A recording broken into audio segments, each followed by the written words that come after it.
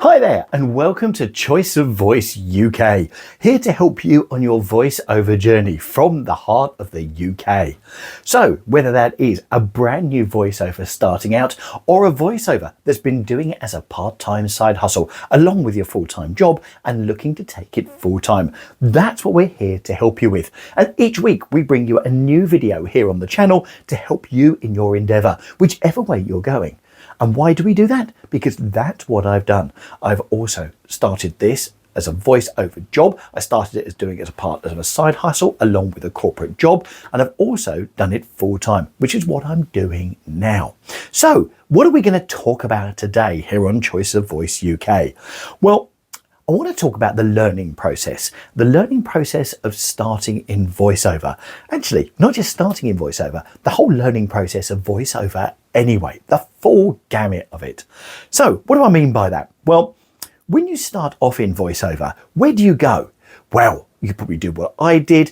What I'm doing now is you look at videos on YouTube, you Google stuff, you get many free different bits and pieces, you sort of gather a library of stuff, you do all sorts of things to gather as much information as possible before starting. So you look up things like, oh, what microphone should I use? What equipment should I use? How do I connect different stuff? How do I do things? What operating system should I use to edit my audio? Where do I go to get voiceover? All that sort of stuff. And you do that.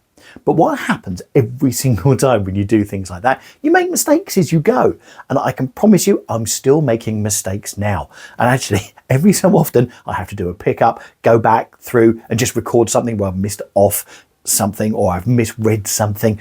It still happens. A lot less now than it did then, but it still happens. So it's okay to make mistakes. But the most important thing is it's learning from those mistakes. And if you can learn from those mistakes as you go along, you'll have a fantastic voiceover business. So let me give you a really good example. So when I started, I looked everywhere and thought about, how am I going to do it? And I thought, do you know what? I'm going to get some practice doing books. I'm going to do narration. I'm going to do the narration of non-fiction books. Now, I knew right from the start that doing character voices wasn't a thing for me. So I thought, right, non-fiction, let's do it.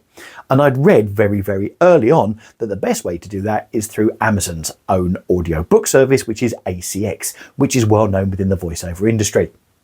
So I went into ACX, set up a profile, and then had a look at all of the people that wanted their books narrated. Went into non-fiction, went into British accent, male accent, etc. And I also looked at some of the unspecified stuff as well.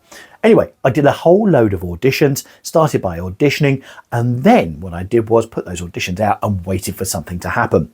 Well, absolutely remarkably, I remember this right to this very day.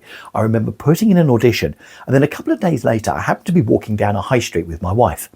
And I was walking down this high street in a local village, and then all of a sudden my phone went off and I got an email. So I just checked my email and it was from ACX, and it was from one of the people that I'd auditioned. And it said, "Hi Steve, thanks so much for your audition. Like your audition, please can you do my book?" At that moment, I tell you what, I thought, oh my word, I've made it. I've started. I've got my first voiceover narration job for doing an audiobook. And I was absolutely on cloud nine. In fact, I remember walking around the rest of that time that we were together doing a bit of shopping and darting in and out of the shops, and I was on absolute cloud nine. I also remember sitting on a chair in a ladies' fashion shop while my wife was trying stuff on in the changing rooms, you know, the normal stuff that men do, looking on my phone, going in and out of the thing that I'd already auditioned to find out more about it. And it was only a short book. So it was a short book. It was going to be about 20 minutes long. It really wasn't a long book at all. And actually the fee that I was going to get from it was minuscule. But do you know what? I thought, great, that'll give me practice. Anyway, so we eventually got home, downloaded the script, and that evening I spent my time recording that script. So it was about 20 minutes of finished audio. So realistically, there was probably about an hour's worth of work to an hour and a half worth of work. Because of course, when you're doing audio and you're doing an audiobook, you can normally multiply it by 3 times the finished audio. That's how long it takes you, just to give you an idea if you've not done audiobooks before. Anyway, delivered it, sent it off, and I got payment back within 2 days. I thought, absolutely fantastic. And then a couple of weeks went past and I thought, do you know what I'm going to do? I'm going to go into Amazon and I'm going to search for that book title. So I did. I went in and searched for the book title. Now, part of recording on ACX, and for a lot of people, is you need to do what's called a retail audio sample. And what that is, it's where you've actually done some of the book and you cut a slice out and they use it to promo the book. Fine. So I went in, put in this, went and listened to it. Up it came. Oh, yes, here we go. It's my first audiobook. Fantastic. Went, listened to it, and I thought, oh my God. So I could hear my voice quite clearly, but I could also hear a whole load of other noise as well. Now, when you upload your audio to ACX, they have different floor levels, things that they allow and all the rest of it. But when you then listen to it on ACX or you listen to it on Audible later, you could quite clearly hear a whole load of noise.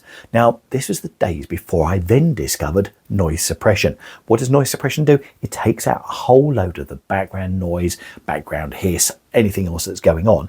And basically, it's like a piece of magic software. It just tidies it up and makes it sound beautiful and crystal clear. But I remember sitting there thinking, going from that moment and thinking, I am so proud I've done this audiobook, to that moment where I thought, oh my word, what have I done? And they've paid me for doing it.